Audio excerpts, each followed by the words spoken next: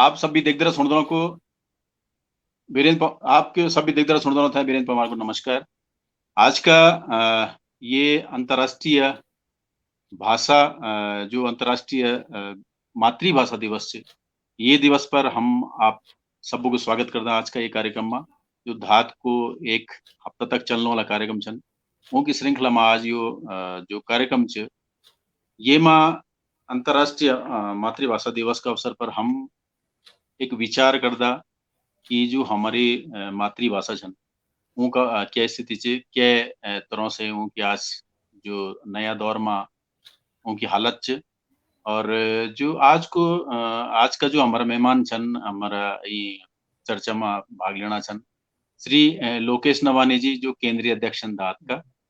धन्यवाद पवार जी। नमस्कार भाईजान लोकेश नवानी जी। और पुष्पलता रावत जी हमारा बीच छन जो स्टेट हेड छन रूम टू रीड को। नमस्कार मैडम। धन्यवाद पवार जी। आप सभी दिग्दरों को फिर स्वागत करूँ छो और अंतर्राष्ट्रीय जो 21 फरवरी से मातृभाषा दिवस मनाए जाता ये के बारे में थोड़ा सा मैं हाईलाइट कर चाहूँ कि जब विभाजन हुए 1947 में और 1948 में पाकिस्तान में जो ऊपरी वो का सामने एक चुनौती आई कि हम अपनी नेशनल लैंग्वेज को रहो तो नेशनल लैंग्वेज उर्दू घोषित कर दे लेकिन जो पाकिस्तान बनी सो पूरी पाकिस्तान और पश्चिमी पाकिस्तान जो पूरी पाकिस्तान बांग्लादेश मने जाते आज की डेट में बोले जाते तो वक यो दुई जो इलाका छन यो सांस्कृतिक और भाषाई दृष्टि से बिल्कुल अलग अलग जो यो का भाग छा तो जो एक भाग छो पूरी पाकिस्तान उन जो आज बांग्लादेश का रूप में जाने जाते उन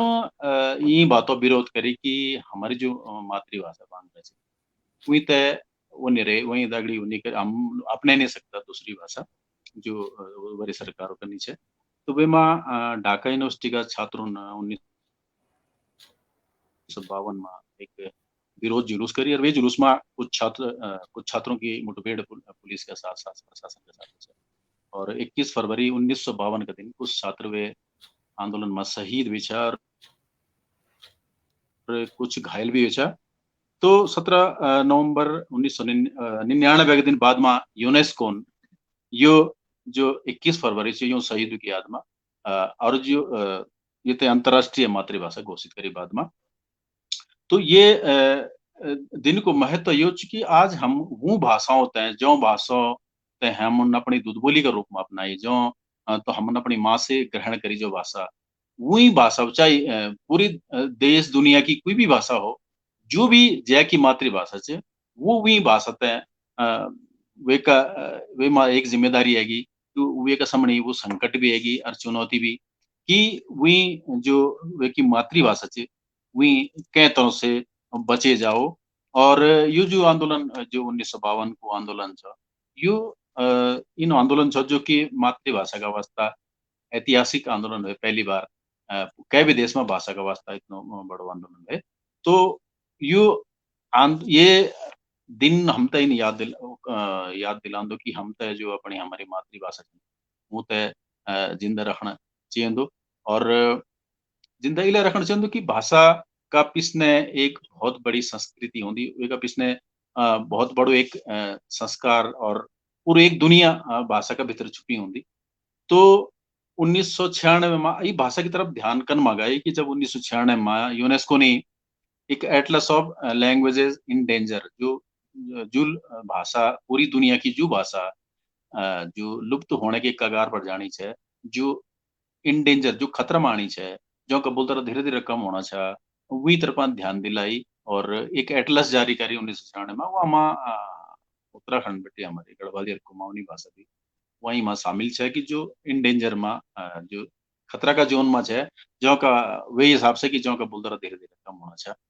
तो यही सिलसिला में आज की यह बड़ी रोचक चर्चा को विषय है कि हम उत्तराखंड की भाषाएं और नहीं तो मैं आदरणीय लोकेश नवानी जी तो क्या परिचय का मोहताज नहीं हूँ ये बेटी शुरू कर लो कि जो यूनेस्को तो 1996 में एटलस जारी करी, लेकिन जो लोकेश जी की जो अगलियार मां जो की पहल मां जो गढ़वालियर उत्तराखंड में गढ़वालियर कुमाऊनी भाषा यूं ते बचावण जो आंदोलन शुरू हुई 70-80 का दशक से शुरू हुई छो। तो वही कड़ी ते हम अगने बढ़ाना छा। मैं ई बात से लोकेश जी से शुरू कर जाना छो कि सर ये जो भाषा बचानी जरूरी के लिए छन ये आपकी दृष्टि में यो भाषा पे कोई भी भाषा छन जो मातृभाषा छन तो बचाना जरूरी के लिए छन। मैं आपका विचार जानना चाहूँ लोकेश। धन्यवाद पवार जी। सबसे पहले समझण वाली बात या च कि भाषा एक सांस्कृतिक धरोहर छ। दूसरी बात, मैं भी भाषा की रचना या निर्माण सैकड़ों साल का कालक्रम में हूं। वो हमारी थाती छ। हर भाषा को एक शब्द सौंदर्य च, भाषा सौंदर्य च, भाव सौंदर्य च, वे की अपनी खूबसूरती हूं। जन्म गढ़ गीत सुने की खुश हुए जना। और ये को एक बड़ो कारण छ कि एक सांस्कृतिक विविधता छ। जन विविधता हम महसूस कर दो कि दक्षिण की भाषा या पश्चिम की भाषा, यूरोप की भाषा सब भिन्न-भिन्न छन, लेकिन सब की अपनी-अपनी सुंदरता छ। हमारा भाषा में भी जो गढ़वाली भाषा या बोली जो बोल रहा हूँ, यखमा भाषा और बोली का अंतर भी थोड़ा बता लूं कि कोई भी बोली या भाषा बिना व्याकरण के नहीं होती।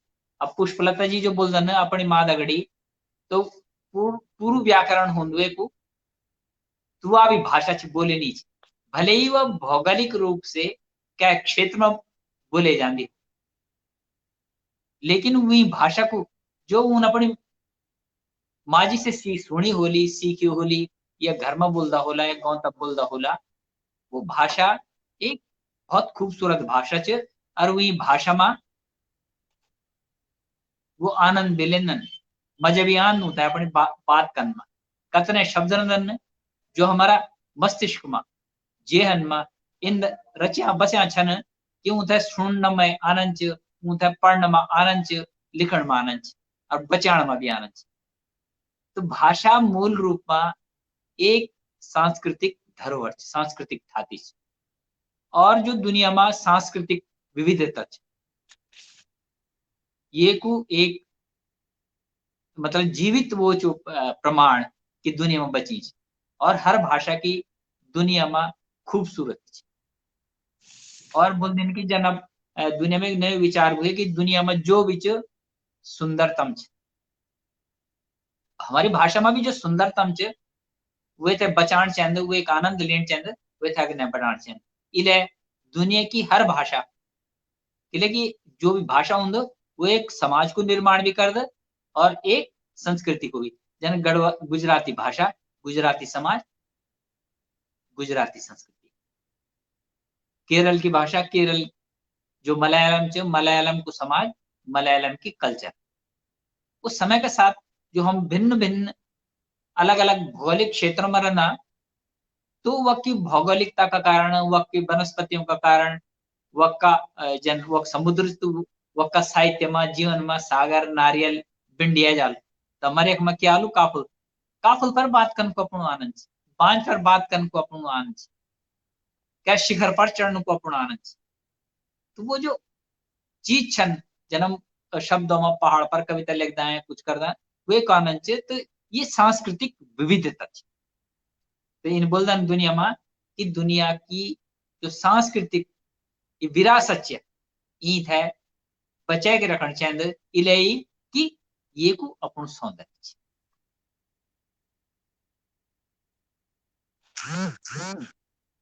अपन बहुत काफी विस्तार से बहुत बढ़िया बात बताया कि भाषा बचानी जरूरी के लिए छन कि लेकि एक पूरी सांस्कृतिक धरोहर छ हमारी और वे धरोहर से के समाज विशेष की के संस्कृति विशेष की ये पहचान छ। फिर अगने आपसे जुड़ला में मैं हमारा बीच में छन पुष्पलता रावत जी जो रूम टू रीड की स्टेट हेड छन। मैं मैडम आप पता नहीं मैं हिंदी में मैं आपसे ध्यान ध्यान मैं हिंदी में बोल दो या गढ़वाली में बोल आप दगड़ी लेकिन मैं मिक्स करी बोल दो कि रूम मैं थोड़ा सा ये जानना चाह लो कि जो हमारा देखता रहा ना कि वो उनके लिए मतलब ये जानना चाह रहा था कि रूम टू रीड वो असल में है क्या। वैसे आपसे पिछली बार मुलाकात हुई थी तो मतलब वर्चुअली मुलाकात हुई थी पिछले साल भी। तो लेकिन हमारे श्रोताओं के लिए सुनने वालों के लिए कि जो रूम टू रीड है ये बेसिकली संस्था है क्या और दूसरा कि इस संस्था का जो भाषा से जुड़ाव है या किस तरह का ये भाषा से मतलब एक किस्म से जुड़ी हुई है तो इसके बारे में थोड़ा आप प्रकाश डालेंगे तो हमारे सुनने वालों को भी काफी लाभ मिलेगा। पुष्पलता रावत। जी वाह, मैं भी कोशिश करूंगी, हिंदी गढ़वाली का मिक्स रहेगा। सो रूम टू रीड बारामा ये एक अंतर्राष्ट्रीय स्तर पर काम करने संस्था है। अब जब अंतर्राष्ट्रीय स्तर पर शिक्षा का क्षेत्र में करनी चाहिए और वर्तमान में लगभग 17 देशों में चाहिए और भारत में भी 6-7 अभी 10-11 राज्य में काम चाहिए। अब जब संस्थाएं होंगी अलग अलग हर एक का मुद्दा होता कि मैं काम करना चाहूँ के में नहीं। रूम रीड कहता है कि शिक्षा क्षेत्र में काम हो लो, शिक्षा का क्षेत्र भी बहुत बड़ा जो काम आप कई तरह का काम कर सकते हैं।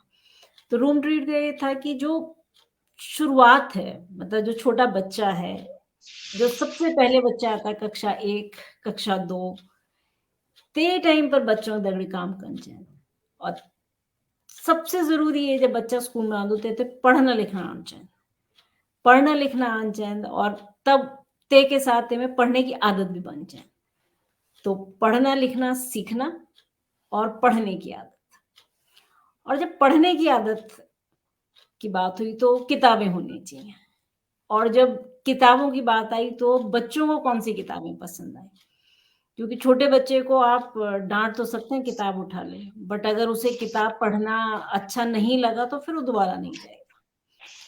तो किस तरह की किताबें बच्चों के लिए हों, किस तरह की किताबें बच्चों को पसंद आती हैं, वो कैसी दिखनी चाहिए, उनका फॉन्ट साइज कैसा होना चाहिए, कौन से सब्जेक्ट बच्चों को पसंद आते हैं, कौन सी किताबें वो अपने आप उठा लेते हैं। तो ये कारवां रहा रूम टू रीड का।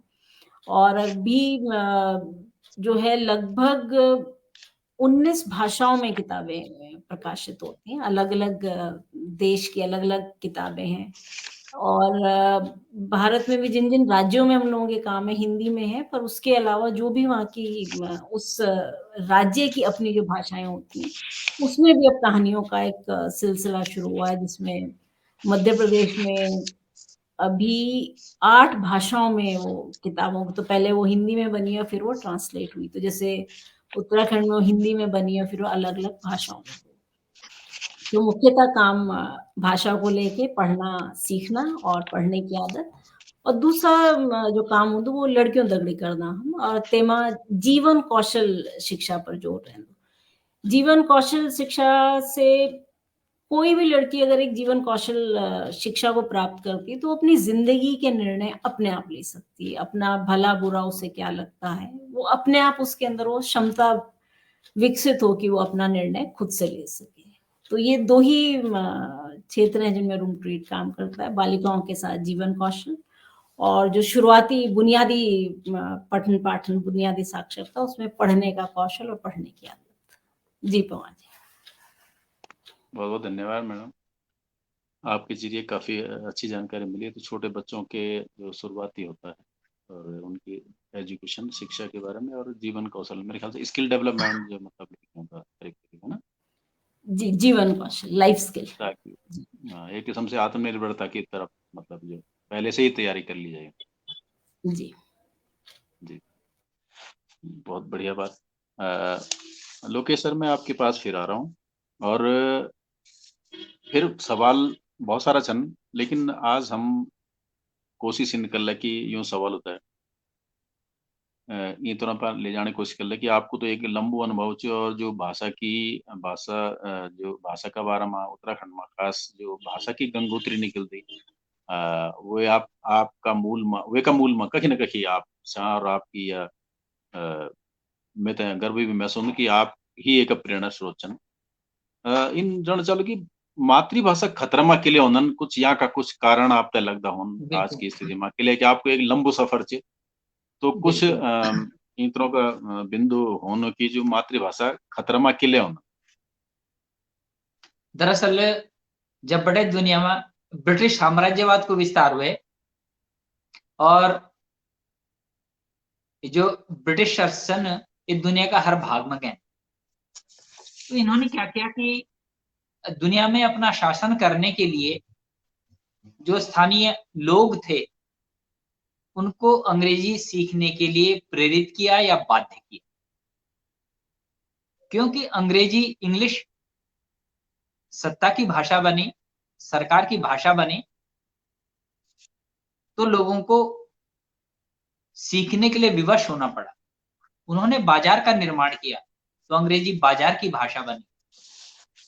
दुनिया में जो तमाम देश आपस में जुड़े तो जिसे कहते हैं कि ग्लोबलाइजेशन हुआ, गांव एक ग्लोबल विलेज बन गया। भूमंडलीकरण के प्रभाव से अंग्रेजी दुनिया की सबसे प्रमुख भाषा बनी। इसके कारण जो लोग थे वो रोजगार की भाषा बनी, तो लोगों ने इंग्लिश को सीखा, या दुनिया में जो भी देश थे उन्होंने अपनी भाषाओं को उस रूप में फिर बाद में स्थापित किया। लेकिन अंग्रेजी का जो प्रभाव था वो वैश्विक प्रभाव हुआ, तो वो रोजगार की भाषा बनी। मैं मान लीजिए गांव से निकला तो मैं देश के किसी भी कोने में गया तो मुझे 2 भाषाएं चाहिए थी, भारतीय बाजार के लिए हिंदी और वैश्विक बाजार के लिए अंग्रेजी। इनका दबाव क्षेत्रीय भाषाओं पर पड़ा, क्योंकि क्षेत्रीय भाषाएं रोजगार नहीं दे पाई, वो हमारी संवाद की आपस की वार्तालाप की भाषाएं बनकर रह गई। तो हिंदी या इंग्लिश सीखना मेरी जरूरत थी। अब जो नई जनरेशन हमारी आई उसने भी वही सीखा जो बेहतर है उसके लिए, मार्केट के लिए, रोजगार के लिए, या विश्व में कहीं आने जाने के लिए। वो गढ़ चल नहीं सके लंदन में घुमाने भी नहीं बोल सकता वक्त जान तो भाई अंग्रेजी सीखण पड़, और अगर हम मध्य प्रदेश जाओ तो हम तो हिंदी सीखण पड़। तो वे कि ये जो ट्रेंड है या ये जो सब कुछ घटित हुआ है सारी दुनिया में घटित हुआ।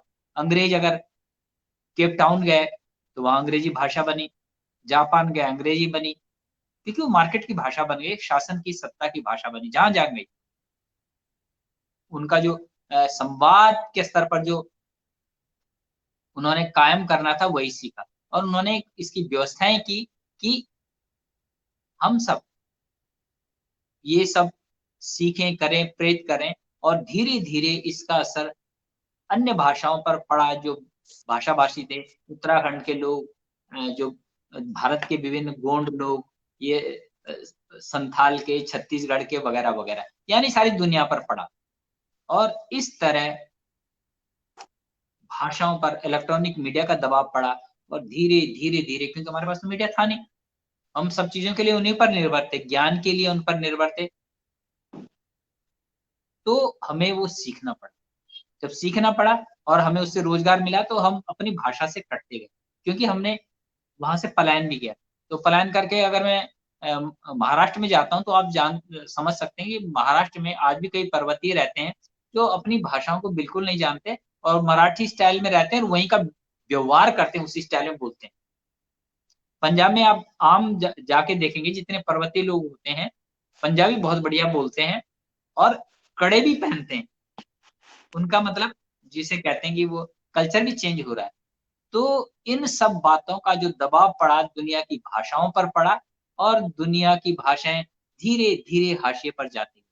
पूर्वोत्तर की भाषाएं, उत्तराखंड की हर भाषाएं, क्योंकि उत्तराखंड में कोई साधन था ही नहीं,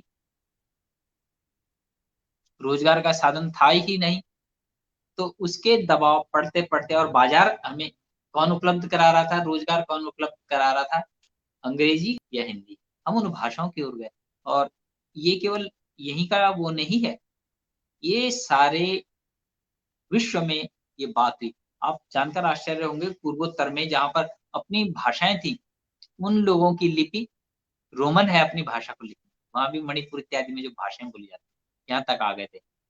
बोलते वो अपनी भाषाएं लेकिन लिखते रोमन में। लेकिन ये सिर्फ भारत की बात नहीं, दुनिया में कई जगह हुआ।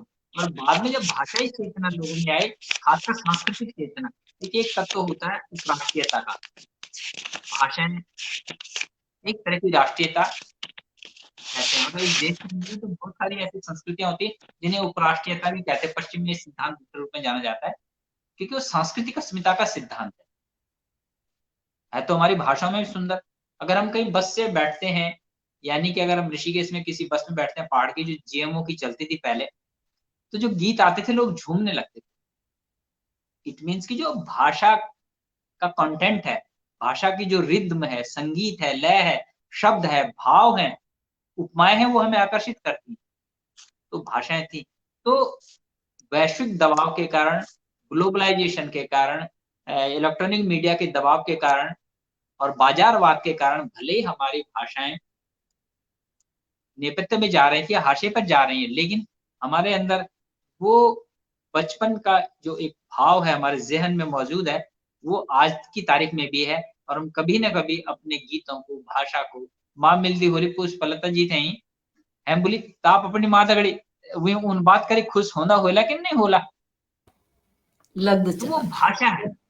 तो पर इसका मूल कारण यही है जो इसके भाषाओं के हाशिए पर जाने का। दुनिया की कई भाषाएं चली गई हाशिए पर भूमंडलीकरण के कारण, बाजार के कारण, रोजगार की भाषा न होने के कारण, और यही उत्तराखंड की सभी भाषाओं पर नियम लागू होता है। इतना ही कहना चाहूंगा।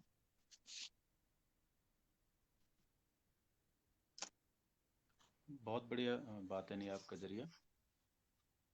हाँ, बहुत बढ़िया बात है नहीं आपका जरिया कि जो वैश्वीकरण से और रोजगार की भाषा से ये उन बड़ो दबाव में रखी ये बल्कि हर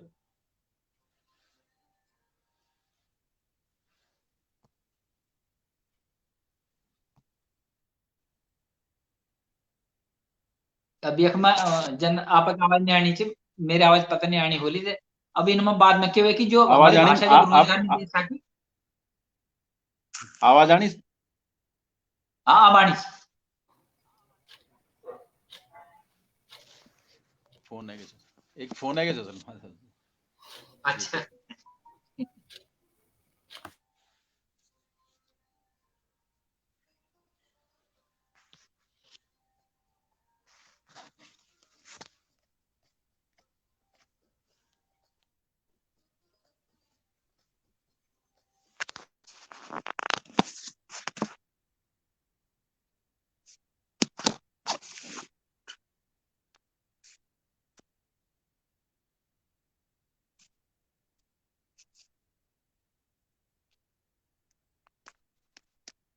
तुम्हारी आवाज नहीं आनी चाहिए। आवाज नहीं आनी अब आनी चाहिए बोला। हाँ अब आनी चाहिए। आनी आनी आवाज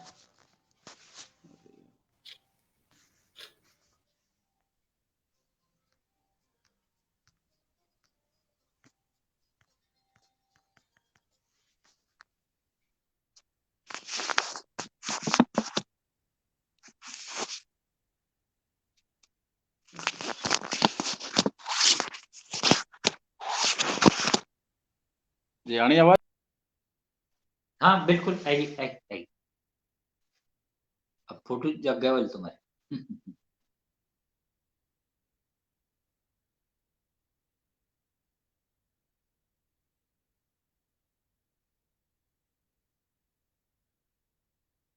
जब तक आप आते मैं इस बात को कंटिन्यू कर देता हूं कि इसमें एक और प्रॉब्लम ये आई हमारे समाज के या दुनिया के ऐसे समाजों के आगे कि क्योंकि अंग्रेज प्रशासनिक स्तर पर तो सत्ता के सूत्रधार थे ही,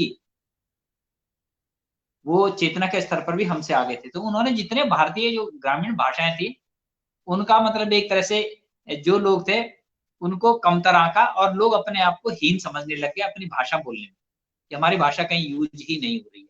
तो हमारे यहाँ भाषा के अब प्रति एक आवाज हीनता हाँ बहुत आवाज आनी जाती चाहिए। है। हाँ माफी बोलो चाहता हूँ चलो फोन फोन आना कारण आवाज बंद हो गई से।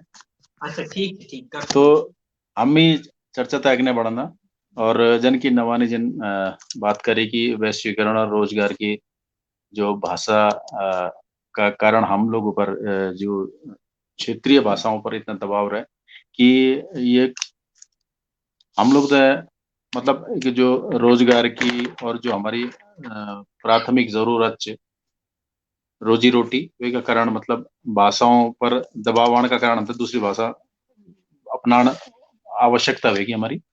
और ई कड़ीमा में पुष्पलता रावत जी से ये रूम टू रीड के बारे में जो अपन बोली छो कि हम जो छोटा बच्चों से जो जो स्कूल जाना शुरू कर देना आपको 10-11 स्टेट को मां जो संस्था चलनी चाहिए उनको जो अनुभव है तो मैं यही से जुड़ी सवाल इन जानकारी लेना चला आपसे कि क्या जो अ, इतना लोगों के साथ काम करने के बाद का आपका क्या अनुभव है कि अगर जना हम बात कर दें कि हमारे जो मातृभाषाओं में भाषाओं प्राथमिक कक्षाओं से शिक्षण शुरू हो जाओ तो यही बात में कत दम है कि अगर हम इतरों की बात करें कि जो मातृभाषा में आज हर परिप्रेक्ष्य आज को भी है कि जबकि हम पूरा अंग्रेजी का दबाव में सब विश्व भर में वही परिप्रेक्ष्य में कतगा सार्थक बात होती कि जो हम मातृभाषा में प्राथमिक कक्षाओं बटी पढ़ाना शुरू करे जाए। जी आप बहुत बढ़िया बात कही पवार जी। तो जो शुरुआती कक्षाएं जब बच्चा घर से आता है और जब वो आता है अगर उसको एक ऐसी भाषा सुनाई पड़ती है जिसे वो समझ नहीं पा रहा है तो ना तो वो बोल पाता है ना वो कक्ष में जो भी कुछ हो रहा है उसमें वो हिस्सा ले पाता है। और ये हम लोगों का अनुभव रहा उत्तराखंड में। तब भी काफी शहर जो है वो जो गांव है हमारे आवाज आ रही है मेरी आपको? हाँ जी बिल्कुल मुझे नहीं है जी। तो ये हम लोगों का अनुभव जिन भी राज्यों में हम लोगों ने काम किया कि वो बच्चा एक घर की भाषा से जब वो स्कूल की मानक भाषा में आता है वो जो उसको रास्ता तय करना होता है वो उसको बहुत मुश्किलें देता है। कई बार ऐसा हुआ कि बच्चा जो बोल रहा है वो टीचर की समझ में नहीं आ रहा है, टीचर जो बोल रहा है वो बच्चे की समझ में नहीं आ रहा है। तो जिसको हम कहते हैं कि फिर ये बात हुई कि एक मल्टीलिंगुअल कक्षा का इन्वायरमेंट होता है, इसमें अलग अलग भाषाएं होती हैं। तो ये हम लोगों का भी अपना अनुभव रहा कि हम अपेक्षा करते हैं कि बच्चा कक्षा 2 तक जो भी उस टेक्स्ट बुक में लिखा है उसे वो पढ़ ले, पर हम लोग ये नहीं देख रहे हैं कि उस बच्चे के लिए वो जर्नी कितनी मुश्किल होती जा रही है। और ये अलग अलग राज्यों में अलग है। जैसे तुलनात्मक ढंग से अगर कहें हमारा जो देहरादून में काम करने का अनुभव था वहां शायद इतना बड़ा एक चुनौती के तौर पे नहीं था, बट ये एक बड़ी चुनौती छत्तीसगढ़, राजस्थान, मध्य प्रदेश में हम लोगों ने इसमें देखी। तो उसमें जरूरी था कि कुछ समय बच्चों के साथ वो समय दिया जाए कि बच्चा अपनी भाषा को बोलने की उसको स्वतंत्रता रहे। वो बच्चे के साथ कई सारा इस तरह का मटेरियल क्रिएट किया गया जो उनकी अपनी भाषाओं में था। तो बच्चा जब एक स्कूल में आ रहा है क्योंकि पढ़ने से पहले बच्चे का खुद का बोलना बड़ा जरूरी है। बच्चा मैं जिस भाषा के साथ बचपन से हूँ जो मेरे घर में बोली जा रही है मैं उसी में ही अपने आप को बहुत अच्छे से एक्सप्रेस कर सकती हूँ, उसमें बोल सकती हूँ। पर अगर मुझे लगा कि मेरी क्लास में एक ऐसी जगह है जहां मुझे वो मानक भाषा या अगर इंग्लिश मीडियम ही है तो मुझे सीधे इंग्लिश में ही बात करनी, तो बच्चा आप देखिए क्लास में पार्टिसिपेट करेगा ही नहीं, वो कुछ बोलेगा ही नहीं। तो इसलिए क्लास में वो माहौल देना कि बच्चा जिस भाषा से वो आ रहा है उस भाषा में उसको बातचीत करने की स्वतंत्रता हो। तो एक ये हम लोगों का अनुभव सभी राज्यों में काम करने का रहा। और ये रहा कि जैसे हम लोगों का जब हम लोगों ने चंपावत में काम का शुरू किया तो कई बार ये हुआ कि आम का पेड़ तो देहरादून का बच्चा देख सकेगा पर शायद वहां नहीं देख पाएंगे, जो उसमें काफी रिमोट में जो विलेज जो जिन स्कूलों में हम लोग थे। तो ये जो एक ट्रांजिशन टाइम जो एक बच्चे का अपने घर से स्कूल की शुरुआती क्लासों में और कहाँ उसमें वो स्कोप बिल्ड किया जाए हमारे अपने कक्ष की प्रक्रियाओं के अंदर कि बच्चे को वो मौका अपनी भाषा में बोलने का मिले। इसमें कई बार चैलेंज आता है कि अगर जिस भाषा का इस्तेमाल होना है उस भाषा को समझने वाला क्या टीचर वहां पर होगा। दूसरा जो आप कह रहे थे उसमें दूसरा हम लोगों का था क्योंकि हम लोगों का हमेशा ये मानना है कि एक अच्छा बाल साहित्य होना जो है किसी भी पठन पाठन कार्य में बहुत जरूरी रहता है। और एक अच्छा बाल साहित्य स्थानीय भाषा में मिलना ये सबसे बड़ा हम लोगों को एक चुनौती लगी है हमेशा से जब भी हमने इस कार्य, क्योंकि बिना बाल साहित्य हुए आप पढ़ने की कोई बात कहें तो वो पूरी तरह से अधूरी रह जाती है। जी पवन जी बहुत बहुत धन्यवाद आपका। बीच में पता नहीं तकनीकी कारणों से मैं सुन तो नहीं पाया लेकिन मैं मतलब संदेश समझ गया कि ये व्यावहारिक तो है लेकिन जो व्यावहारिक परेशानियां हैं वो उपलब्धता है कि साहित्य उस तरह से उपलब्ध नहीं हो पा रहा है। लेकिन ये व्यावहारिक है ना कि मतलब बच्चों को हम ये बात करें कि मातृभाषा में उनको प्राथमिक शिक्षण दिया जाए, जी, पठन पाठन। जी, और वही मेरा था कि शुरुआत में बच्चा जब घर से आता है और अब वो एक ऐसी भाषा से उसका बातचीत होती है जो उसके लिए, से कहते हैं ना, एक एलियन भाषा है। तो बच्चा कक्षा जी, कक्ष जी। में कुछ बोलेगा ही नहीं, वो चुपचाप बैठा रहेगा। चुपचाप बैठा रहेगा तो बच्चा कुछ पढ़ने की प्रक्रियाओं में उसका कोई भी भागीदारी नहीं होगी। और जिस एज में वो बच्चे आते हैं, ऐसे कहते हैं कि पहले 6-7 साल ही बच्चों का जो ब्रेन डेवलपमेंट है मैक्सिमम इस टाइम पे होता है, और इस समय अगर बच्चा क्लास में चुपचाप ही बैठा हुआ है तो हम लोग सोच सकते हैं कि आगे किस तरह की ब्रेन डेवलपमेंट के प्रोसेस में बच्चा रहेगा। जी जी, बहुत बढ़िया। मैं आगे बढ़ दो नवानी जी की तरफ। जन ज्ञापन बोली छ कि हम वैश्वीकरण का दबाव में तो कैसे ही छा, रोजगार की भाषा का दबाव में भी छा। लेकिन अब सवाल यो प्रश्न ये उठ दो कि मातृभाषा ते मतलब अब नई पीढ़ी का हमारे सामने चुनौती वही है कि नई पीढ़ी ते मातृभाषा से कन में जुड़े जाओ। जो यूथ च कि वे का अगर हम करियर की दृष्टि से देखा तो वे तो लगदो कि मेरे ये मातृभाषा तो क्या काम है नहीं लेकिन वे का सामने कुछ और चुनौती छन, है ना? और यहाँ के अलावा हालाँकि यो मतलब साहित्य से इतर जो सांस्कृतिक जो माध्यम छन हमारा जो संगीत का ज़रिया छन, उमा तो बहुत अच्छा प्रयोग में मेरो अपनो अनुभव है कि जो सांस्कृतिक जो कल्चरल यो जो म्यूजिकल जो ट्रेंड जो नया-नया बच्चों ने शुरू करनी जो म्यूजिशियन के रूप में, कुछ नाम छन में बहुत बड़ो योगदान चो को कभी कह है अगले कार्यक्रम में ये की बात कर ला। तो उन तो संगीत से बच्चों ते जोड़े ली या नई पीढ़ी में महसूस ये मेरा व्यक्तिगत अनुभव है बाकी हमारा सुनता रहा और बाकी विद्वान लोग बता सकते हैं कि किले की जो पीढ़ी एक पीढ़ी म्यूजिकल क्या बोल रहे हैं म्यूजिकल पलायन होना चाहो को तो कम से कम उन कुछ कम करे ली म्यूजिक वाला। तो मैं इन जन चाहूँ चाहता कि फिर नई पीढ़ी तय हम मातृभाषा की तरफ अट्रैक्ट करना करा जो आकर्षित हो कि हाँ नहीं ये तो मेरी भाषा से भाई नवानी एक जी। बात आपने बोलेली कि संगीत संगीत कख भी हो दुनिया में आकर्षित कर, लय आकर्षित कर और भाव भी आकर्षित कर देन, शब्द भी आकर्षित कर देन। जब बल कोई राइटिंग वर्क जो भी कर देन, अगर वो गेय हो और संगीत के साथ गए जाओ तो वे की जो स्वीकार्यता या वे को आकर्षण बिंडी होंद इले सांस्कृतिक कार्यक्रम लोगों का भीतर तक मन तक पहुंचता। लेकिन एक एक दूसर पक्ष भाषा ते समाज का बीच पहुंचाने का वास्ता सामाजिक आंदोलनों की जरूरत है।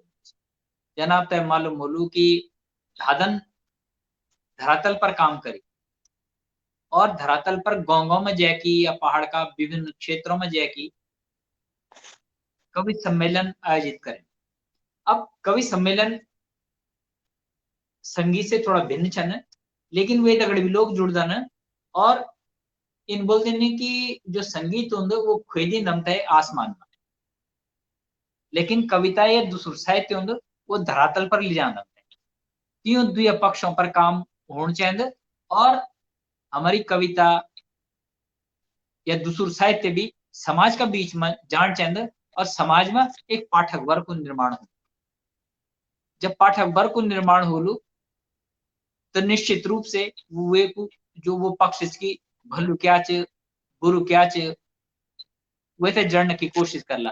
संगीत में अपन देखे एक समस्या भी अंदर कि जो पुराना गीत है हमारे बहुत लोग गन और व्यो बरतियों में बज दन तो कतने लोग उस शब्द तो समझते नहीं छन, लेकिन अब भी आज दिन में मेरी कह बात होनी चाहिए बल देसी ब्यो होना चाहिए वो बल बेड़ू पापू 12 मासा बजणु।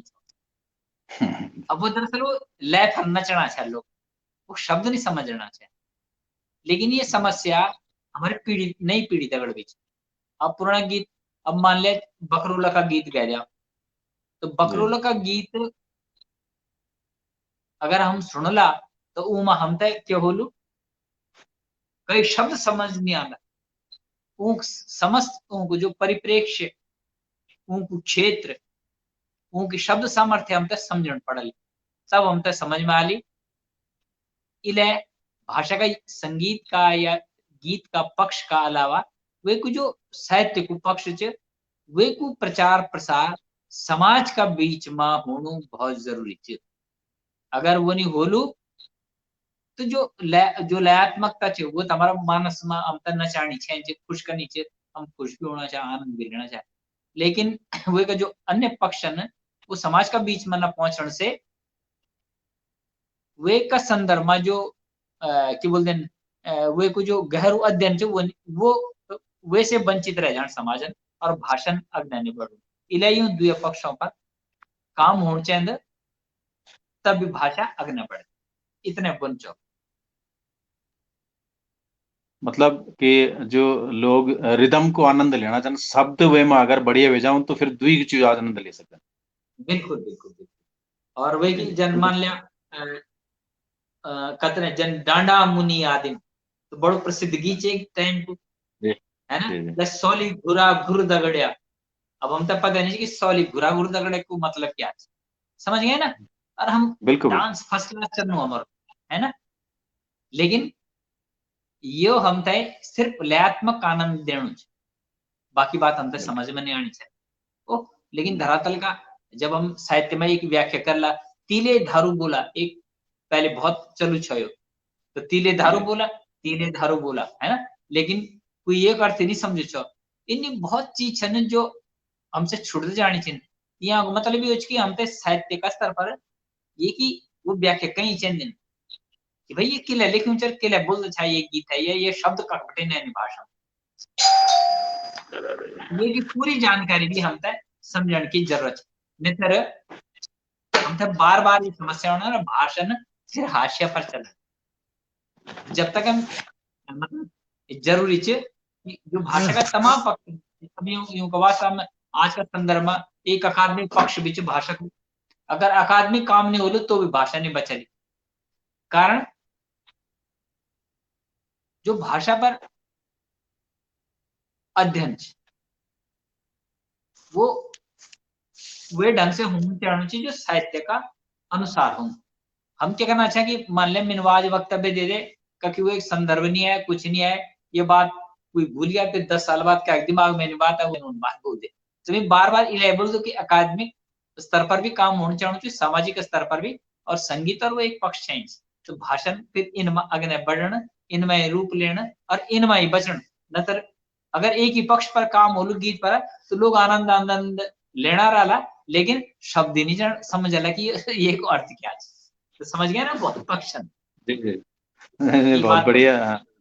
जी जी जी बहुत ही बढ़िया, बहुत बढ़िया। ये के अलावा अभी अगने बात कर ला कि ये तो एक हमन संगीतक रूप में ले ले कि वो चलो एक रिदम नचनी चाहिए, जुड़नी चाहिए, भाषा से जुड़नी चाहिए, लेकिन चलो एक सांस्कृतिक जो शून्यता है वो जो इन तरह से उनको कम कर कम से कम है ना। मैं पुष्पलता जी से ये जानना चल कि जो उनका अनुभव है कि गढ़वाली या कुमाऊनी या जो अभी स्थानीय स्तर पर उत्तराखंड स्तर पर हम अगर बात करें, आपन बोलने की बाल साहित्य की जो अभी तक आपन देखी हम भी खुद महसूस करदा कि गढ़वाली में भी बाल साहित्य अभी बहुत कम मात्रा में पहले तो उपलब्धि नहीं चे, अगर उपलब्ध हो तो बहुत कम चे। आपका क्या अनुभव छन ये बारे में कि उत्तराखंड में क्या स्थिति बाल साहित्य क्षेत्रीय भाषाओं में?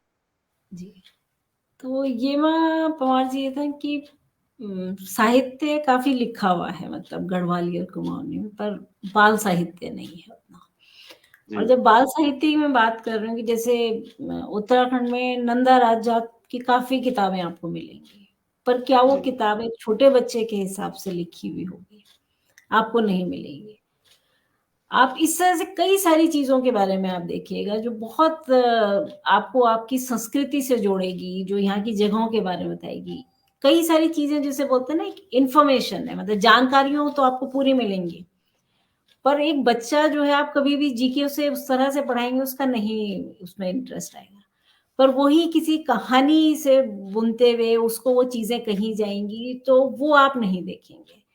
तो हमारा जितना अपना अनुभव था, मैं जैसे एक आपको इसमें उदाहरण भी देती हूँ कि जैसे मिनिस्ट्री ऑफ एजुकेशन जो है लाइब्रेरी ग्रांट देती है स्कूलों के लिए, और उसमें ये मानक है कि लगभग 20% जो है उसमें जो बाल स्थानीय भाषा एक राज्य की है उसकी लोकल लैंग्वेज की किताबें होनी चाहिए। और जब हम लोग उसमें बैठते हैं तो वो किताबें सब वही हैं, वो मोटी-मोटी हैं, बड़ी हैं, बट वो शुरुआती बच्चे के पठन-पाठन के लिए हमें कभी नहीं मिली वो किताबें। और पहला तो ये कि नहीं मिली, दूसरा ये है कि जो अगर कुछ किताबें होंगी, अगर आप उन्हें बहुत ध्यान से पढ़ेंगे तो कई बार क्या होता है कि हम अपनी पुरानी जो हमारी भाषा शैली है, जिसमें कई बार कुछ ऐसे शब्द भी होते हैं जो आप शायद बच्चों के सामने ना रखना चाहें।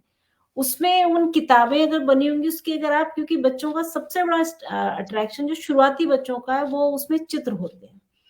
और एक छोटे बच्चों को जब हम किताब का एक कल्पना करते हैं, हमें कहते हैं भैया शुरुआत में अगर बच्चा क्लास में है तो 80% उस पेज में तो चित्र से ही कहानी कही जानी चाहिए थी, और फिर जो है कुछ टेक्स्ट होगा।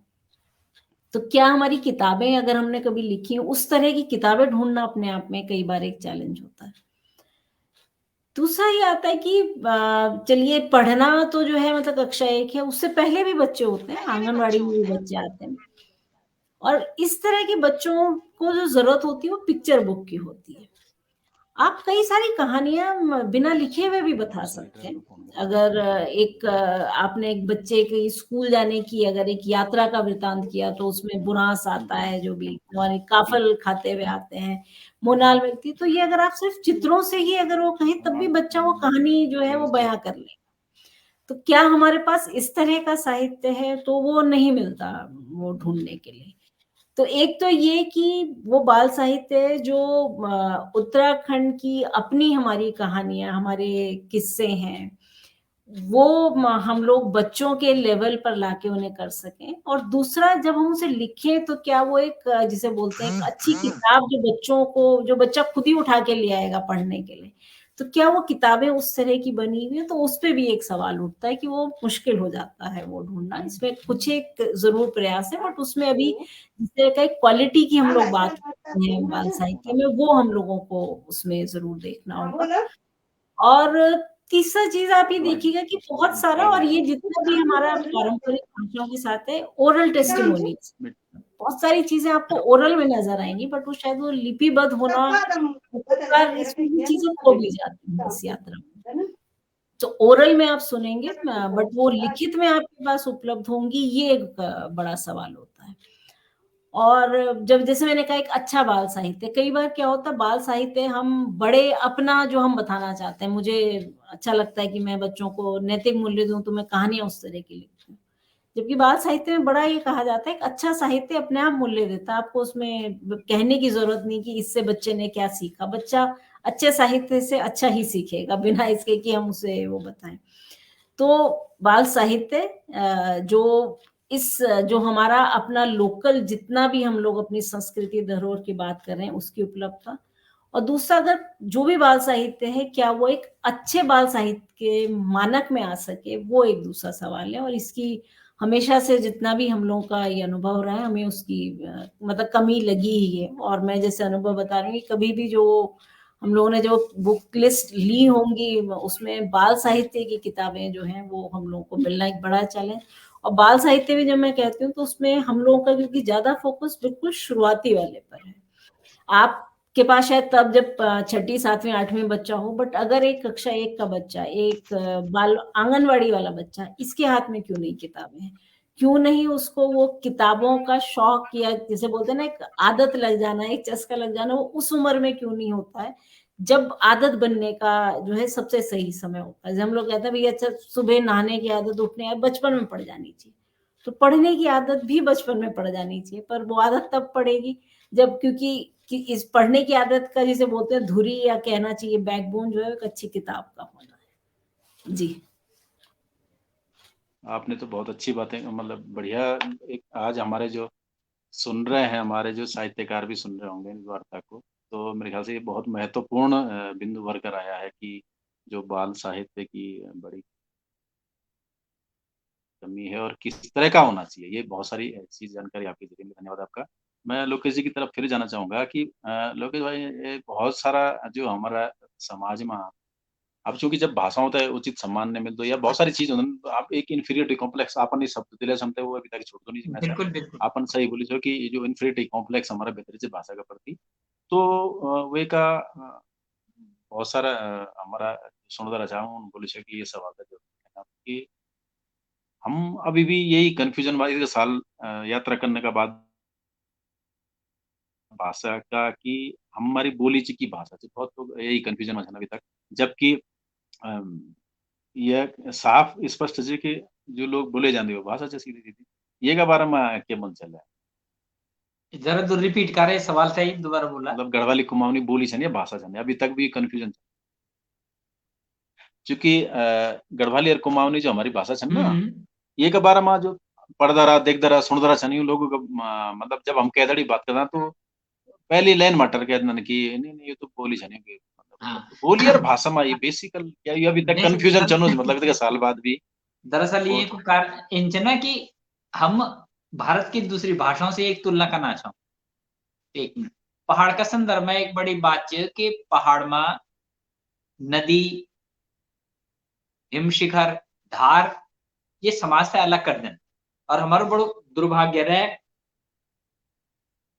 कि हमारो समाज आपस में न जुड़ी मतलब पिथौरागढ़ का लोग या टिहरी का लोग श्रीनगर से नहीं जुड़ा कि लगे बीच में तो गंगा है तो पार करने का नहीं चाहिए तो अभी बड़ी 200 साल पहले वे का बाद बढ़ना शुरू हुई ना तो समाज कठिन रहा आपस में और हम जो ऋषिकेश इन्हें बटे उन्हें बड़े कोटद्वार उन्हें बटी दूसरी जगह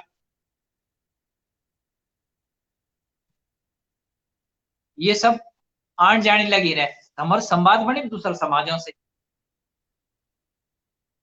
समझ गया ना अपन समाज से बने नहीं तो हमारे जो भाषा को माँ ये धार नदीला हमारा भाषा का कई उप क्षेत्र तैयार कर दे उदाहरण को अर्जन की जॉर्ज अब्राहम ग्रेयरसन जो वे जमाना में भाषा पर जो सर्वे करी छो तो उन बताए कि 9 तरह गढ़वाल और एक गढ़वाल 11 9 तरह की किले के बीच में इतनी इतनी यमुना गंगा फलानी धार अलानी धार है आप अभी कुछ साल पहले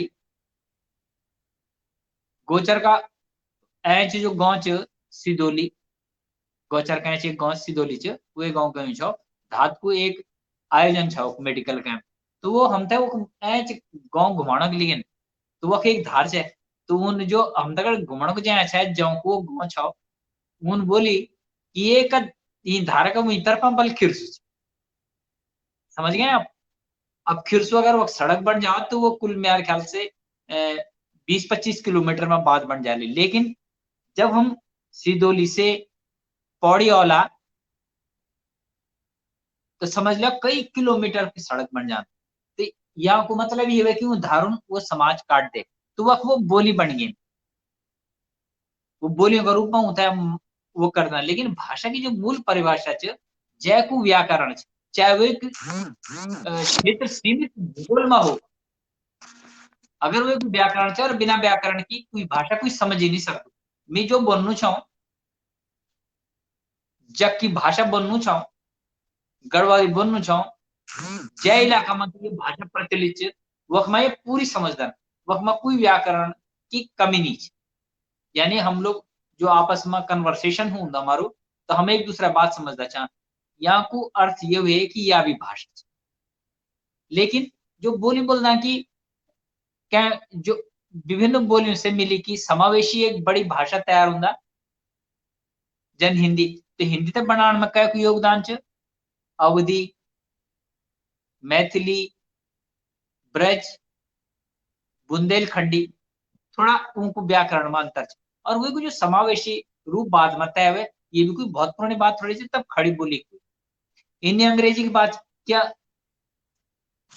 वे यूके में यूनाइटेड किंगडम में और भाषा नहीं बोले जान अंग्रेजी की बोले जान लेकिन एक समावेशी और बड़ी भाषा का रूप में इंग्लिश स्थापित हुई दुनिया में कि वो भाषा पर काम कहते वो भाषा बन गए हमारे भाषा पर कहने काम नहीं करी तब बना तुम बोली चाह लेकिन अब देखो मैथिली भाषा है साहित्य अकादमिक मान्यता मिली मालूम मुला आपने तो धीरे धीरे वो क्लेम करना चाहिए हमारी भाषा से बोले और राजस्थानी में राजस्थान गए छो एक बार, मैं बीकानेर साइड में गए छो, एपीजे अब्दुल कलाम गए छो वे साल वक्त जब नए नए राष्ट्रपति बना चाहे, तो मैंने वे समाज का बीच में वो मतलब बातचीत करने की कोशिश करी, तो मैं दंग रह गई हूँ।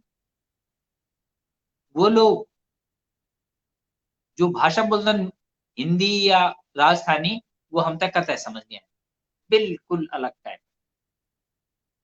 लेकिन वे का कई शब्द राजस्थानी और राजस्थानी यानी हिंदी को एक रूप बोली नहीं बोलता, राजस्थानी भाषा बोलता नहीं। पर मूल भाषा को सिद्धांत हो कि जो आपसी संवाद में जिस व्याकरण की जरूरत होती है, अगर किसी बोली का वो व्याकरण है, मूलतः वो भाषा ही है, मतलब जो उसका सैद्धांतिक तत्व है व्याकरण, व्याकरण की दृष्टि से वो भाषा ही है।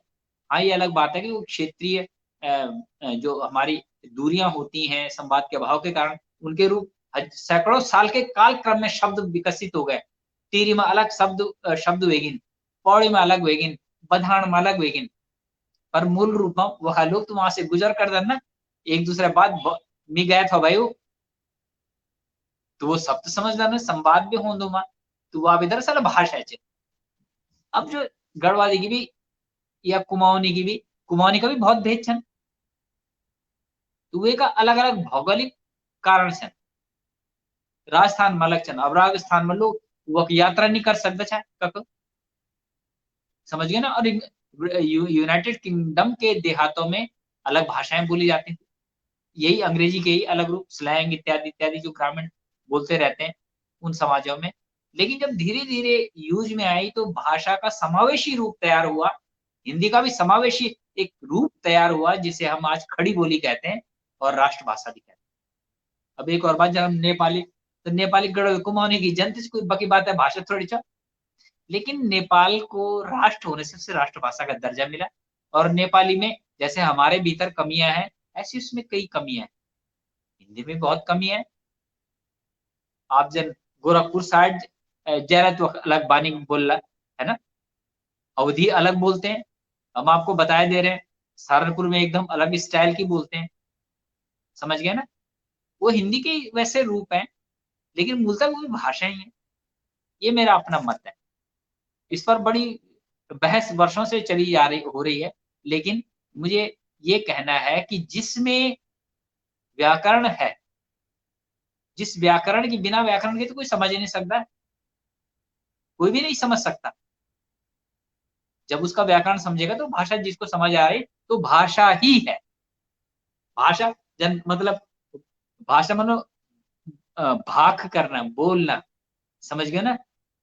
वैसे तो नहीं चाहे पहले बोल दे कि क्या ये जन हम बोल दोगे बोलणू चा बकणू चा बोल दे ना, तो वो भाषा के शब्दों का रूप ही विकसित हुआ। भाषा के सैकड़ों वर्षों के कालक्रम में विकसित होती है, ये मेरा कहना है। मतलब सीधा सीधा आप काफी विस्तार से बताए थे, सीधा सीधा जो बोले जानी चाहिए वो भाषा मूल रूप में भाषा से व्याकरण से ना, अगर व्याकरण नहीं होता तो आप कनके समझ ले, आप कनके समझ ले, ये बोली कनके समझती। बिल्कुल बोलिए, आप मेरी बात समझना चाहेंगे ना? नहीं बिल्कुल, दिक्कत और यहाँ पे नहीं सही, बढ़िया, ये है मेरा इंटरप्रिटेशन है मेरा ये। और वैसे तो भाषा वैज्ञानिकों ने बहुत सारी बातें कही है जो भाषा पर काम कर रहे हैं, उनकी अलग व्याख्याएं हो सकती हैं, लेकिन अभी हम जो आज को हमने ये रखी, जी मैं यही से कार्यक्रम से जुड़ी एक और मुद्दा रखना चाहूँ कि जन अपन शुरू में बोली ना कि अंग्रेजी रोजगार की बात, अब अगर हम यही परिप्रेक्ष्य दें दूसरा तरह से रखा कि हम उत्तराखंड की भाषा छन या जो अपनी गढ़वाली कुमाऊनी जौन सारी रवाटी जो है भाषा छन, तो वो तो रोजगार से कन जोड़ा ये का कुछ अगर आप बिंदु उठा सको कि मतलब क्या क्या जरिया वे सकते स्कूलों का जरिया कई तरह से रोजगार से जोड़े सके। बिल्कुल, देखिए जब हम यूनिवर्सिटीज में बात करते हैं तो अकादमिक अध्ययन जब हम करेंगे तो भाषा पर शोध होगा, कुछ होगा, तो जाहिर है कि शोध होगा तो कोई पढ़ेगा, कोई प्रोफेसर बनेगा, तो भाषा एक रोजगार देगी। एक बढ़िया जो पहल इस समय इन्होंने की है रूम टू रीड ने, तो ये है कि ये बच्चों के लिए साहित्य तैयार कर रहे हैं। जनरली हम बच्चों पे जो समाज है ऐसा काम नहीं करता, क्योंकि बड़े लोग होते हैं वैसी बातें करते हैं बड़े स्तर की, लेकिन बच्चा तो हमारा सबसे छोटा स्तर होता है ना मनुष्य का, जहाँ से मनुष्य विकसित होता है। तो इनकी जो पहल है सर्वाधिक सार्थक है। और ऐसा नहीं कि हमारे पास कहानियां नहीं है, मेरे ददी मिथे तो कहानी सुनाने चाहिए, कुछ पूछे ना, लेकिन हे जे खटमल सिंह की भूमि ऐसे रोज रात को सुनाती थी। अब क्योंकि दुर्भाग्य हमारा रहा, क्योंकि रोजगार का कोई वो नहीं था, तो हम भी समय से बाहर आ गए थे। मतलब 13-14 साल की उम्र में हम भी पहाड़ से निकल गए थे, आप समझ रहे हैं। तो मैं उन कहानियों को भूल गया हूँ, लेकिन मेरी दादी सुनाती थी। वो कहानियां आज भी कुछ लोगों के पास सुरक्षित होंगी, उन बेटियों के पास, उन दादियों के पास, उन नानियों के पास, जिनकी उम्र 80-90 साल है। उन्हें ढूंढा जाना चाहिए। बेहतरीन कहानियां हैं दुनिया की, जिन्होंने बच्चों का मनोरंजन किया। हम उन्हें कम नहीं आ सकते, उनका एक आनंद है, बच्चा खोता है, आप समझ रहे हैं। तो ये पहल रूम टू रीड कर रहा है, तो मैं मतलब अप्रिशिएट करूंगा इनके जो इनके एजेंडा को, कि बहुत बेहतर कर रहे हैं। अब इससे क्या होगा, रोजगार से कैसे होगा। अब मान लिया ये कनाशन, अभी गढ़ पर काम कनाशन लोग कहते हैं हम रोजगार मिल गया, रूम टू रीड द गढ़। ये देश के अन्य क्षेत्रों में भी भाषा बोलने वाले लोगों को रोजगार दे रहे हैं। एक हो गया, प्रशासन पर दबाव पड़ता है। रूम टू रीड जैसी अंतरराष्ट्रीय संस्थाएं जब काम करेगी, तो इसका दबाव किस पर पड़ेगा, सरकार पर। सरकार तक आवाज जाएगी, हाथ काम करती है, कहां तक जाएगी, पहले हम तक कोई कुछ भी नहीं चाहू। सरकार ने अकादमी बनाई, शोध करेंगे। अब हमने पाठ्यक्रमों में, आपको मालूम होगा कि स्नातक और उसमें कुछ हिंदी के स्नातक पाठ्यक्रम में कुछ कविताएं हैं, एक ऐच्छिक विषय के रूप में कुछ कविताएं पढ़ाई जाती हैं, कुछ नामों का उल्लेख होता है, कुछ कविताएं पढ़े, उन पर बातचीत हो, तो कोई ना कोई तो कल उसको सीखेगा, समझेगा, रोजगार करेगा, तो रोजगार मिलेगा। अब स्कूलों में मान लीजिए हम बहुत ज्यादा नहीं पढ़ाते, एक पाठ्य पुस्तक को हमारी आंचलिक भाषाओं गढ़वाली की, तो बहुत ज्यादा नहीं, जैसे अभी पौड़ी में किया गया, यह सरकार कर रही है। तो उससे जितने टीचर्स उसमें इन्वॉल्व हो रहे हैं, भागीदारी कर रहे हैं, या रूम टू रीड के साथ भी बहुत लोग जाते हैं, तो ये फ्री में काम कराना नहीं छन, ये देना छन ना, तो वो रोजगारी थी। जब ये व्यापक स्तर पर होगा, सरकार की भागीदारी होगी, एकेडमी बनेगी या एक पाठ्य पुस्तक लगेगी, तो जो उसे क्रिएट करेगा, रचेगा, उसकी रचना करेगा, तो रोजगार का एक साधन होगा। इसके लिए समाज को भी, क्योंकि हम तो बहुत कुछ खो चुके हैं दरअसल, पर्वतीय समाज, सारा पर्वतीय समाज, हम बहुत कुछ खो चुके हैं, कल्चर खो चुके हैं, भाषा खो चुके हैं, जमीन खो चुके हैं, शब्द खो चुके हैं, भाव खो चुके हैं। हमारा भाव भी कुछ और ही होना चाहिए। लेकिन जब इस तरह के प्रयास होंगे विभिन्न स्तरों पर, तो भाषा समृद्ध होगी। अपन सोनी बोले कि कतने बड़ बड़ नेता जब चुनाव गढ़ विम्बलदन, अरे हाँ हमारे प्रधानमंत्री जी बना चन, किले बना चन। तो हम प्रधानमंत्री को कहेंगे कि गुरुजी, ये सिर्फ चुनाव में ना बोला, बल्कि तुम ये भाषा तय स्थापित करने में मदद करा। आखिर किसी ने सुझाव तो दिया होगा उन्हें, आप समझ रहे हैं आपको। तो एक क्रम है, इट मीन्स कि समाज का दबाव है। ये जो रूम टू रीड कर रहा है, ये उस स्तर पर पहुंच गया। कहते हैं दुनिया में कुछ बदलना हो ना, तो बल बच्चों तक बदलना चाहिए, बच्चों बटे बच्चों पर काम करना चाहिए। हम तो अपना बच्चों तक बना चाह, अरे लाटा इंच तंच इन आया दी मिलते वक्त दी भसाग मनी न म्यार बरमुंड खांदो न कर। नहीं समझे, हम ऐसी बातें बोलते हैं लेकिन लिखते नहीं है। लेकिन जब ये एक उस कहानी के रूप में आ गए, जब एक स्याल धै लगा लू, एक रिक डालम जालू, इन्हें बात बोल बच्चों थे कि भाई वो रिक बल वो डांड बड़े धै लगाणो तुम थे, तो बच्चों को आकर्षण होगा, अरे रिक बनो धै लगाणो कख लगाणो, जिज्ञासा है ना। तो इस तरह से जो चीजें बच्चों तक पहुंचेगी, तो इससे भी भाषा समृद्ध होगी, जिन्हें हम भूल जाते हैं। मैं 14 साल की उम्र में गांव से चला गया, आप समझ रहे हैं ना। और जब मैं लौटा था, तो मैंने पहली बार जब गढ़वाली शब्द सुने, तो मुझे बहुत आकर्षित किया, आप समझ रहे हैं। भाषा के इस आकर्षण को बच्चों तक ले जाना, वैसे तो सरकार का दायित्व था, लेकिन सरकार ने कुछ नहीं किया। समाज का दायित्व था, उसने कुछ नहीं किया, क्योंकि पुष्पलता जी बता रहे हैं कि बहुत कम बाल साहित्य, क्योंकि बड़े लोग बड़े पर करते हैं। लेकिन जैसे एक कॉन्सेप्ट के साथ रूम टू रीड ऐसी कार्रवाइयां कर रहा है, तो इसका भी प्रतिफल आने वाले कुछ वर्षों में हमें दिखाई देगा, और धीरे-धीरे शैक्षिक जगत भी एक रोजगार क्रिएट करता है। अंग्रेजी ने अपना बाजार क्रिएट किया, लाखों अंग्रेजी के टीचर बने। तो रूम टू रीड 10 साल काम करा लो, तो 5-10 टीचर तो जरूर तैयार हुए। समझ रहे हैं ना आप? तो ये रूम टू रीड की सार्थकता भी है और अवधारणा भी है इनकी। और ये जो नया कॉन्सेप्ट अपनी भाषा में, मातृभाषा में पढ़ाने का आया है, ये कॉन्सेप्ट इसलिए है क्योंकि इस विरासत को बचाने के लिए दुनिया के तमाम लोग आगे आ रहे हैं, क्योंकि ये सांस्कृतिक धरोहर है, सांस्कृतिक विरासत का एक उपक्रम, एक जरूरत। इतना ही कहना चाहूंगा। बहुत बहुत धन्यवाद। काफ़ी बढ़िया बात समझ यानी, और हमारा सुनतरा भी समझ हो रही बात है।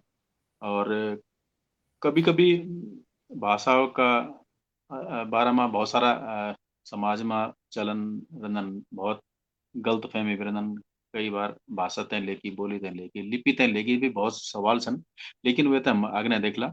मैं पुष्पलता जी से ये जानना चाहूँ कि जन अपन शुरू में बोली जो कि हम बालिकाओं का जीवन कौशल शिक्षण पर ऊपर स्किल डेवलपमेंट हो शायद, तो अगर अंग्रेजी में बोला तो वही पर जोर करता ने स्वाभाविक रूप से यह बात जे कि हम नई पीढ़ी ते भाषा सीखन में जोड़ा, वे कोई एक अंश आनो चाहिए कि जब हम बालिकाओं होता है उनका कौशल शिक्षा से जोड़ना चाह, तो थोड़ा सा मैं जानना चाहूँ कि हमारे बालिका दीदी बुल्ली बहन ये कार्यक्रम तो देखने चाहिए, तो क्या मतलब वे में थोड़ा सा खुली थे अगर इन बताऊं कि मतलब क्या चीज जीवन कौशल शिक्षा के बारे में थोड़ा सा जानकारी दे दें। जीवन कौशल शिक्षा की जब बात होती है, जैसे आज बातचीत हो रही है कि शिक्षा का मूल उद्देश्य है क्या?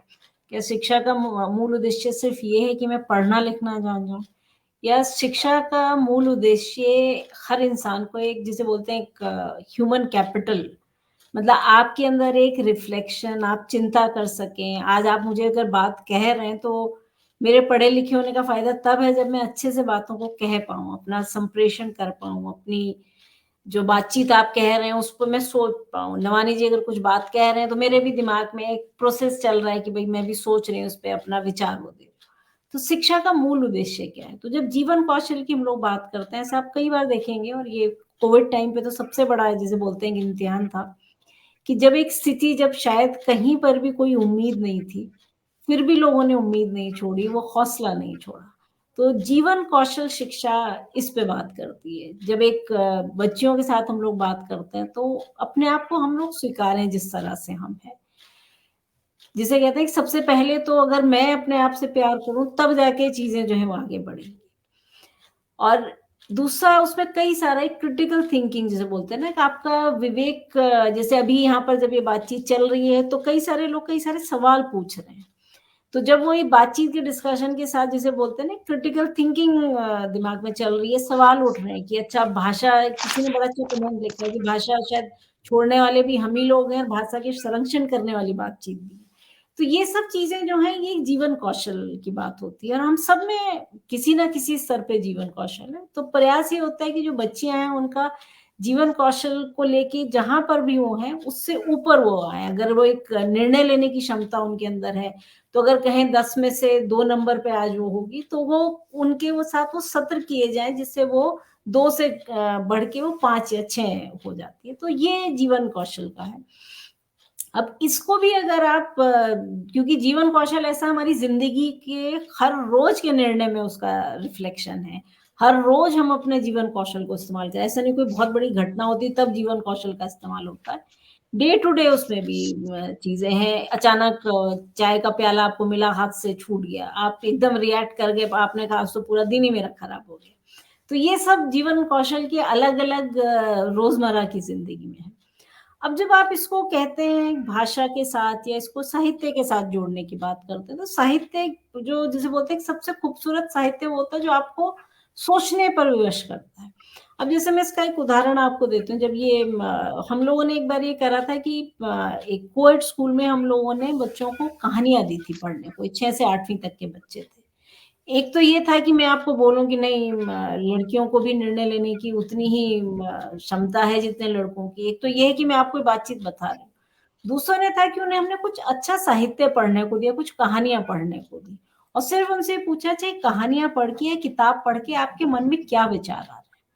उसमें कई जगह बहुत अच्छे से कई लोगों ने उन मुद्दों को उन कहानियों से उठाया जो हम लोग अगर शायद भाषण की तरह बताते तो वो बोर हो जाते, पर उन्होंने खुद से बोला कि इसमें ये स्वतंत्रता मिलनी चाहिए थी उस लड़की को अपना निर्णय ले सके। तो किस तरह से जो जीवन कौशल की बातचीत है, जो मुद्दे हैं वो जीवन कौशल से जुड़े हुए, एक महिलाओं से जुड़े हुए, एक साहित्य भी कैसे उसमें एक अहम भूमिका अदा कर सकता है। और जब मैं बात ये बार-बार साहित्य ही कह रही हूँ और उसमें अगर हम अपनी लोक भाषा या अपने लोक साहित्य की बात करें, तो शायद अनगिनत उदाहरण उसके भी हम लोगों के बीच में होंगे। पर क्या जो वो लोक साहित्य है उसको हम इस्तेमाल कर पा रहे हैं इस तरह की चीज़ों को लेके? क्या हम लोग किसी जगह पर एक जिसे बोलते हैं ना, एक अगर चिपको आंदोलन की बात कहें तो वो एक सामूहिक नेतृत्व की एक बहुत बड़ी मिसाल थी।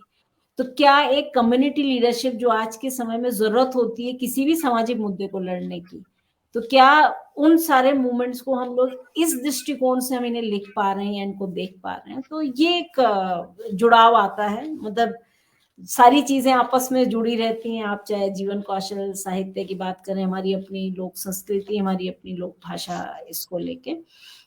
और दूसरा लास्ट में जो मैं एक बात तो पवार जी आपसे कहना चाहूंगी, जो आप पिछले उसमें एक रोजगार की बात जो भी कह रहे, तो अगर आप वर्तमान में राष्ट्रीय शिक्षा नीति नई हम लोगों की जो 2020 की है, उसमें बहुत अहमियत जो है वो लोक भाषा, मल्टीलिंगुअल एजुकेशन, मातृभाषा में पढ़ाई को लेके गई हुई। तो कहीं पर शायद जो सभी लोगों का एक और जिसमें धात का भी एक अपना पूरा एफर्ट रहा है इस मुद्दे को आगे लाने का, तो कहीं पर वो एक्नॉलेज एक रिकॉग्नाइज हुआ है नेशनल एजुकेशन पॉलिसी में कि उसने भी इस बात को जो है काफी एक स्पेस दिया हुआ है कि इसको लेके जो है वो काम जो है वो आगे किया जाना चाहिए। और इसका एक दूसरा पहलू ये भी आता है कि जब हम ये स्थानीय भाषा की बात करते हैं, ये न सिर्फ छोटे बच्चों का, हम ये कहते हैं अगर हायर एजुकेशन में, उच्च शिक्षाओं में अगर साहित्य पढ़ा जाता, चिल्ड्रन लिटरेचर पढ़ा जाता, चाहे हिंदी में किसी भी भाषा में, तो क्या उन लिटरेचर में एक सब्जेक्ट लोकल लैंग्वेज का, स्थानीय भाषाओं का, क्या ये भी है? क्या उनके अंदर चिल्ड्रन लिटरेचर भी एक सब्जेक्ट है? तो न सिर्फ छोटे बच्चों के लिए साहित्य निर्माण से लेके, परंतु हायर एजुकेशन में भी इन चीजों को उतनी ही महत्व देना चाहिए जितना हम लोग हर जगह देते हैं। जी धन्यवाद। आपकी बातों ने बहुत सारी बातें साफ कर दी, और ये भी जो नई शिक्षा नीति की आपने बात करी, और एक पंक्ति आप मेरे को बहुत अच्छी लगी, खूबसूरत साहित्य वो होता है जो आपको सोचने पे मजबूर कर दे। ये भी बहुत बढ़िया एक विश्लेषण निकल के आया है। मैं इस कार्यक्रम के मतलब राउंड अप करते हुए मैं नवानी जी से ये जानना चाह रहा हूँ कि जो सर मैं नई पीढ़ी, चूंकि हमारा आज को जो, हालांकि ये विषय बहुत व्यापक है, लेकिन फिर भी हम एक कुछ प्रश्न, कुछ जिज्ञासा रह जनन, क्या नई पीढ़ी मातृभाषा नहीं जानती, या जानती भी चित किले बुन निचाणी च या किले जुड़ निचाणी च, कुछ ही तरह का कुछ वो छन डाउट छन कुछ क्या चे, वो एक बारे में थोड़ा सा आपका क्या अनुभव है? सस्ती हो कि जो इन बोलते में अपनी मातृभाषा ने जान दो वो झूठ बोलते, किले की माँ अगर जो मैंने बात करी है कई जमाना में, क्या भी बच्चन अपनी माँ दगड़ी जो बात करी हो जय भाषा में, वो भाषा मनुष्य का कंप्यूटर में परमानेंट रहे, परमानेंट। वो भावना, वो अभिव्यक्ति, वो शब्द सब मौजूद रहते। वो किले, अब सवाल ये कि किले नहीं जुड़नी चाहिए, वो जो दबाव है, बाजार का दबाव, बाजार सबसे बड़ू कारक है, रोजगार एक कारक है। और जो मैं बीच में बताना चाहूँ कि हिंता बोध जो हमारा बीच में पनप गई कि हम कमतर कम्युनिटी हैं, कमतर समाज हैं, कमतर कल्चर हैं, जो हमारे जहन में ये बातें भर गई हैं, इस वजह से ऐसा हो। इसके एक्चुअली कारण तो कुछ और है, मैं बार-बार पहले भी कहता रहा हूँ। जो समाज आर्थिक रूप से समृद्ध होता है, उसका कल्चर भी समृद्ध होता है। गढ़वाली या पहाड़ी लोग आर्थिक रूप से कमजोर रहनी थे, हमन अपन कल्चर खराब समझे। और बने बाद से पंजाब में इतना ऊट-पटांग गीत, ऊट-पटांग एक्शन, ऊट-पटांग बात, वो ग्रेट छनम कड़ा पैरदा। समझ रहे हैं आप? लेकिन नहीं, ये हमारे मानस को बदलना होगा। हमें सामाजिक तौर पर भी एक सोशल मूवमेंट क्रिएट करना पड़ेगा अपनी भाषा के लिए। जब उसका आकर्षण होगा तो आप खुद ही, अब जितने साल से आप धात में हैं, आप देख रहे हैं कि कुछ गिने-चुने उंगलियों में कवि गिने जाते थे। आज कितने युवा आ रहे हैं। जब ये और अधिक संख्या बढ़ेगी भाषा को ग्रहण करने वालों की, उन्हें समझने वालों की, उसका आनंद लेने वालों की, तो युवा जो हमारे छिटक रहे हैं, वो उसमें रुचि लेंगे। इसलिए युवा जो ये कहता है कि मैं इसको नहीं बोलता, उसे पूरी भाषा उसके ज़हन में, उसके कंप्यूटर में रिकॉर्डेड है। बस वो जानबूझकर ऐसा कर रहा है और उसके कारण मैंने आपको गिना दी। लेकिन हम इसे लोकप्रिय बनाने के लिए करेंगे, तो वो ज़रूर सुनेगा, ज़रूर इन्वॉल्व होगा, भागीदारी करेगा, उसको आगे बढ़ाएगा। और जिस दिन उसके भीतर सांस्कृतिक अस्मिता का बोध जागेगा, उस दिन वो तुम्हारी तरह, मेरी तरह डट जाएगा, उसका झंडा उठा लेगा। यही कहना चाहूँगा।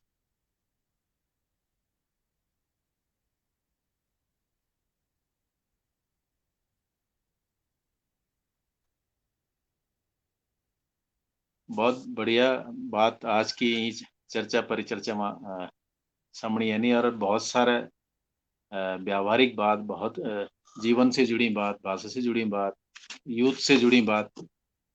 मैं आज का ये कार्यक्रम के समापन करना चाहूँ छो। और श्री लोकेश नवानी जी, पुष्पलता रावत जी, आपन समय निकाली और धात का जो अंतर्राष्ट्रीय मातृभाषा दिवस का कार्यक्रमों की ये श्रृंखला है, यह हम आपन अपनो समय दे, आपको बहुत बहुत धन्यवाद। और सुनदा रहा, देखदा रहा, जो जुड़े रहने। हालांकि यह गोष्ठी में जान बजे अधूरी ले छोड़ो सकी, ताकि कुछ चीज बची रहो, फिर हम लोग बैठा, फिर अगने बात करा। लिपि की बात, 8वें अनुसूची की बात, बहुत और बहुत सारी बात छन, लेकिन वे तो अगने फिर बैठला, कि जिज्ञासा भी बनी रही। जन अपन बोले कि जिज्ञासा बनी रहनी चाहिए, और जिज्ञासा बनी रहो यूं ही शब्दों के साथ। देखते रहो को, सुनते रहो को। आप सबको बहुत बहुत धन्यवाद। नमस्कार। नमस्कार, धन्यवाद, नमस्कार, धन्यवाद। धन्यवाद धात को।